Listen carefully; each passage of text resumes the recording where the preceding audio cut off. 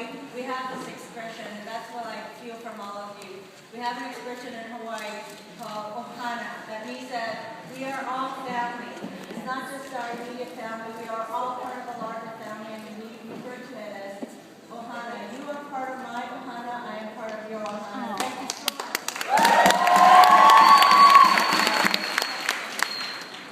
And thank you, Miriam, for your introduction. Thank all of you for coming to Washington, D.C. and bringing the important message that women, children, and families are an important part of immigration reform. And I'm pleased to see that later on, I think you're going to hear from my friend and colleague, Lucille Borgo-Allard, who will be coming by to lend her support. But you know that there are so many of us who hear your voices, who want to work with you. It's not just me, although, yes, I'm kind of unique in that I am the only immigrant.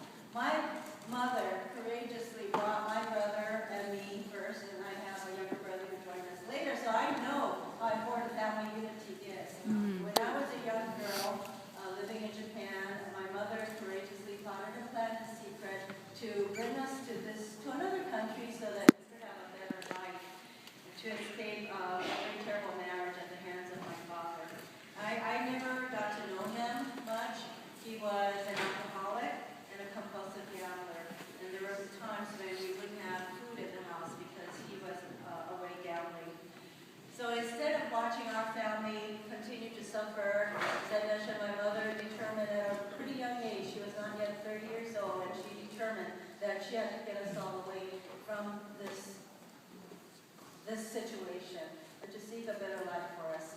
Sound familiar? So many stories like this. So when I was nearly 8 years old, my older brother and I, my mother, boarded the President Cleveland and came to Hawaii, a place called Hawaii, and a country called America in steerage. We literally escaped. And of course, we didn't have much. My mother worked really hard. 2 jobs to support us, and of course, the story of an immigrant family was just, my mother eventually raised 3 children by herself, working a couple of jobs and not having any security in her job, no benefits. So I know what it's like to grow up in a family where the breadwinner does not have job security, has no health care. If she got sick, there was no money. But it is because of her strength and courage that I'm here today, and my story is not unique.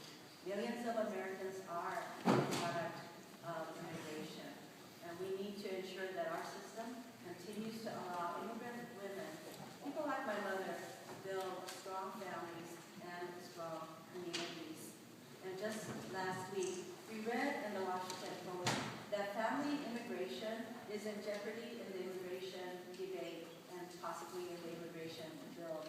Reform should make the family immigration system stronger, not weaker. That's right. And we can't stand by and let a broken system keep families separated. Last week, I met an impressive woman named Nadine with a heartbreaking story. She is originally from Trinidad. She came to the United States in 1988 on a student visa. Eventually, she earned a PhD. She got an H-1B visa and a green card. And in 1998, she became a citizen. Hers is an incredible success story any of us would be proud to have.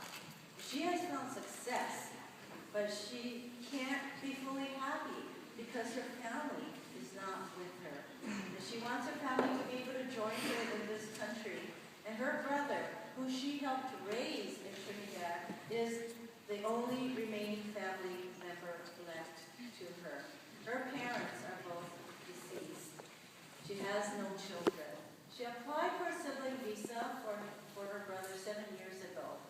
2006.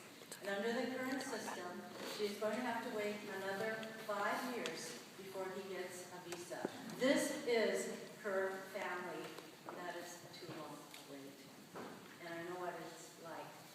So, as I mentioned, when my mother first brought me and my older brother to this country, she had to leave my younger brother in Japan because no one would be there to take care of them. The two older kids, we were able to go to school.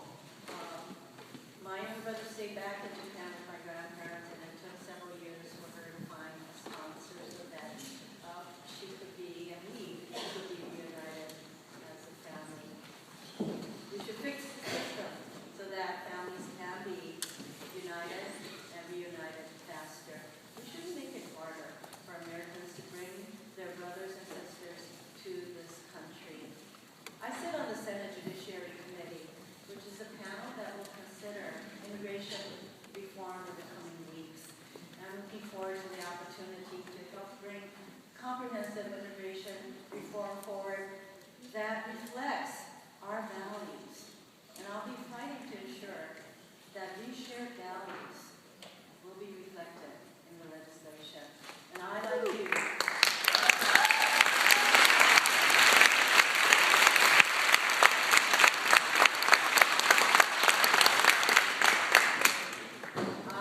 believe that immigration is a women's issue, and we must be vigilant to make our voices heard.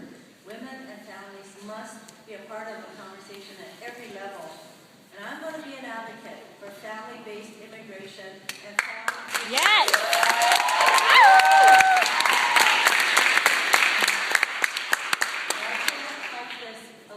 Some of you may have been at the first Judiciary Committee hearing on immigration reform. And on that panel, I was the only one who talked about the importance of family unity as a guiding principle of immigration reform.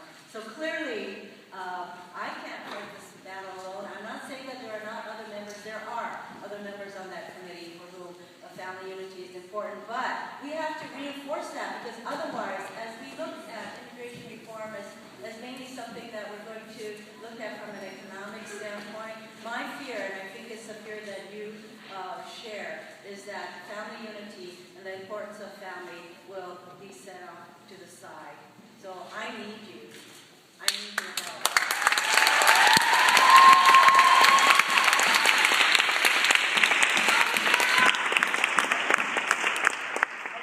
We're in this together.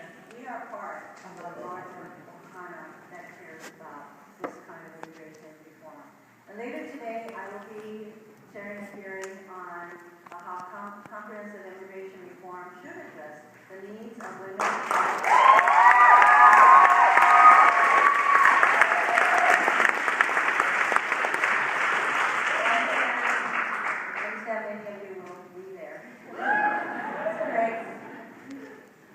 Although, you know what, in these hearings, you know that you're supposed to keep order, right?